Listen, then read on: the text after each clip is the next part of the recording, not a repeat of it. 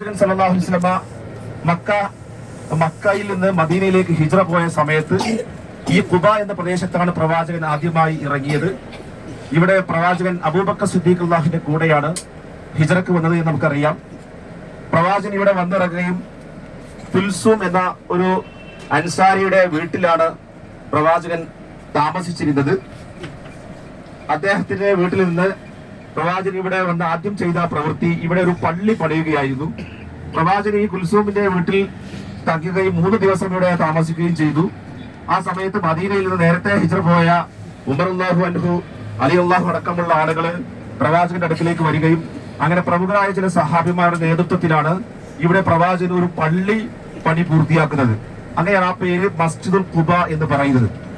അള്ളാഹുവിന്റെ പ്രവാചകന് ഏറെ വൈകാരികമായ ബന്ധമുള്ള ഒരു പള്ളിയാണ് മസ്ജിദുൽ ഖുബ.